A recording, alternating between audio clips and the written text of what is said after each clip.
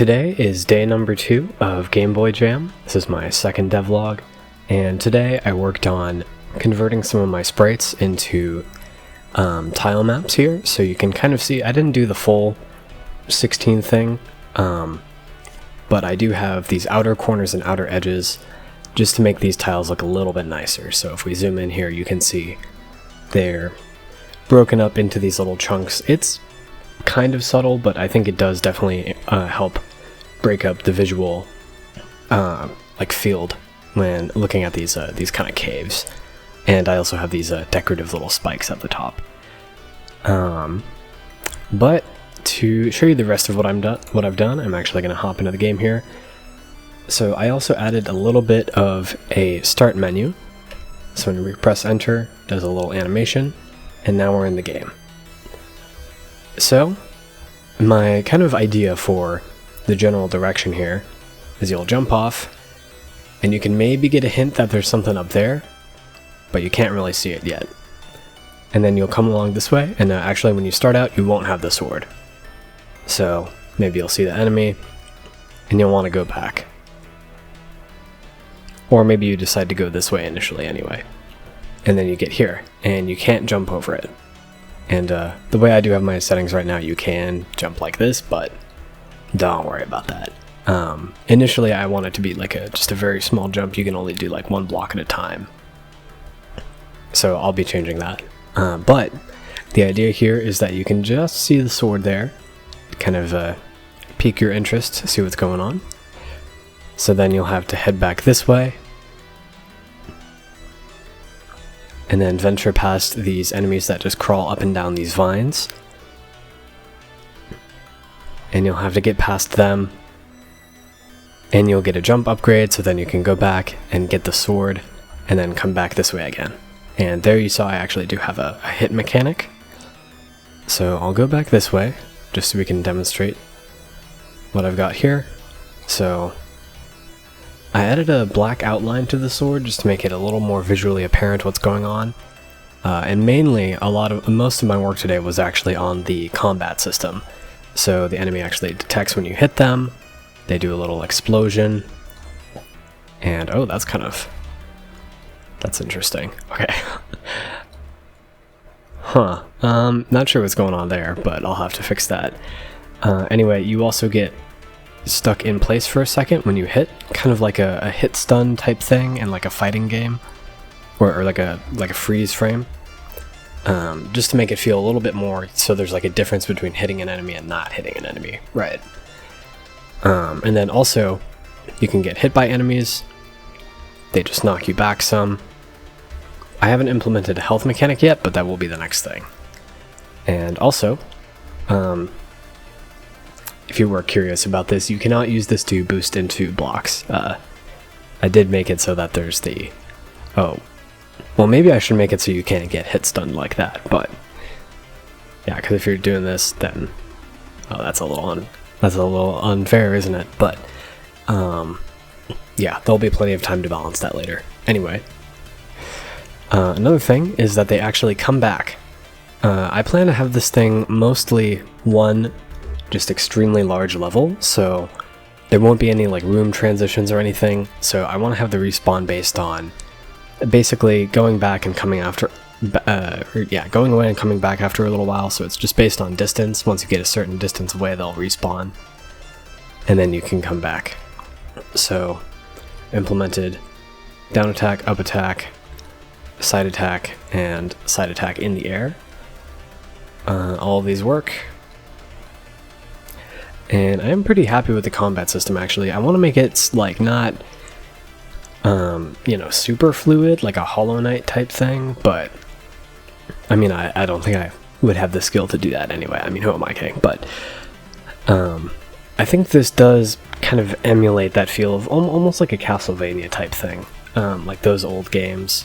If they had a sword instead of a whip, I think this is fairly similar to that feel. Yeah, and oh yeah, also you may have noticed I did change the character model a little bit because I was experimenting a little bit with like adding outlines and changing the color scheme, and I wasn't really happy with doing an outline and making it look a little too chunky. for what I was going compared to what I was going for. So I ended up just going with this, where put white on like kind of like the exposed arms of like the because this wasn't something I actually considered when I was doing my design of the character sprite, was the fact that it had to stand out against the background. I mean, it seems pretty obvious, but I didn't really consider it properly. So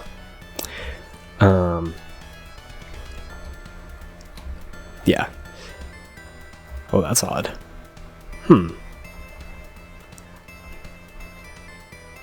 Not sure what's going on there, but I did also find a solution to the issue I was having with being able to essentially get stuck on corners. And the solution is that you can do this, which looks odd if you purposely stand on a corner like this, but it is a better alternative compared to getting hit. Like I think I discovered it with this one specifically. If you get hit and you get launched onto that corner in just the right way, you can actually end up in a state where the game thinks you're falling, but you're also colliding with the corner of that ground, so you can't actually do anything. And yeah, it was quite unfortunate, but I did find a solution to that. Well, let's see. I don't think there was really anything else I did today. Yeah, mostly just working on tile sets and the combat system.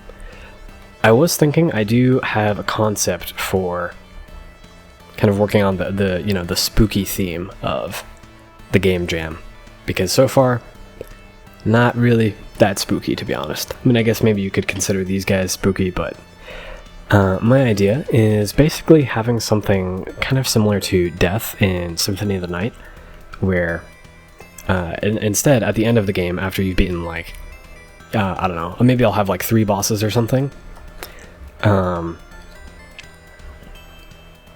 After defeating them, something comes out, rushes you, and steals all your items, and you get reverted back to like the super weak state, and you have to make your way maybe back up to the top of the map in this weakened state, and it kind of changes the dynamic from like action platformer to like a, more like a horror, like survival type game.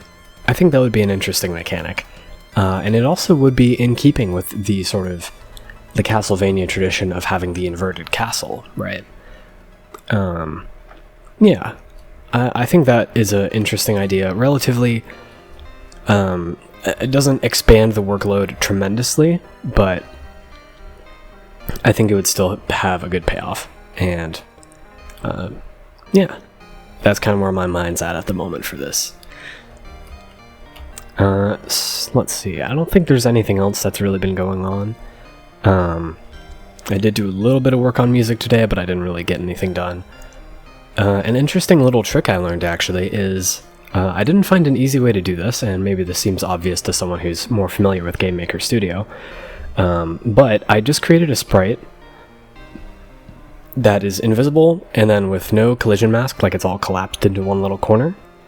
And then whenever I need to make an enemy basically like not collide, or whenever I need to make something invisible or just not collide with anything, I figured out how to make it invisible. You just do image alpha 0, but for making it not collide, you can do mask index and then you use that item, and that will basically make it that's like a really easy, quick way to just disable collisions with any other instances or objects in the scene. So yeah, that was an interesting little trick I learned today.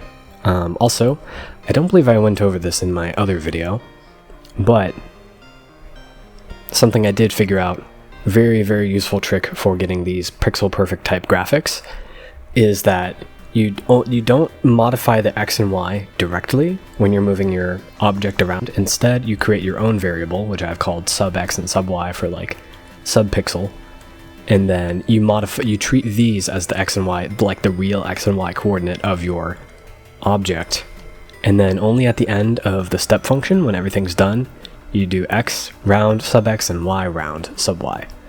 And this will basically allow you precise control over the decimal position of your character, and smooth motion and everything, but you can also get those pixel perfect graphics even when you're scaled up to a larger viewport.